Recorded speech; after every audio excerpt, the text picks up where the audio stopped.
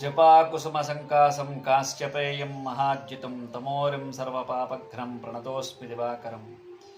రథసప్తమి రోజున, ప్రతి ఆదివారం రోజున, అలాగే ప్రతిరోజు కూడా ఉదయాన్నే సూర్య భగవానుడికి నమస్కారం చేసుకుని నేను ఇప్పుడు చెప్పబోయేటువంటి శ్లోకాలు మంత్రాలు వింటూ ఆ సూర్యనారాయణమూర్తికి నమస్కారం చేసుకుంటే నమస్కార ప్రియ భాస్కర ఆయన ద్వారా ఐశ్వర్యము, ఆరోగ్యము, సమస్త శోకములు నివారణ అవుతాయట. అందువల్ల దారిద్ర్య దుఃఖములన్నీ కూడా నాశనం అవటం కోసం ఈ యొక్క శ్లోకాల్ని మంత్రాల్ని వినండి.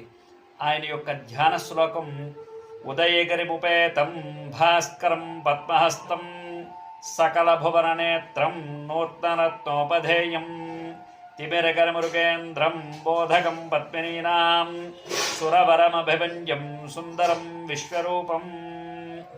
ఈ విధంగా ఆయన ధ్యాన శ్లోకం ఉంటే ఆయనకి 12 నామాలు ఉన్నాయి. అవి ఓం మిత్ర రవి సూర్య భాను ఖగ పూష హిరణ్యగర్భ మరీచి ఆదిత్య సవిత్రు అర్కభాస్కరేభ్యో నమః. ఇలా 12 నామాలు. అలాగే ఆయనకు ఉన్నటువంటి మంత్రం ఓం ఉజ్జన్నత్యమిత్రమః ఆరోహన్నుత్తరాందివం హృద్రోగం మమ సూర్యా హరిమాణం చరాశయ సుఖే శుభే హరిమాణం రోపణాకాసు దద్మసి అథో హారిద్రవేషు మే హరిమాణం నిదద్మసి ఉదగాదయమాదిత్యో విశ్వేన సహసా సహ ద్విషంతం మహ్యం రంధయన్మో అహం ద్విషతే రథం.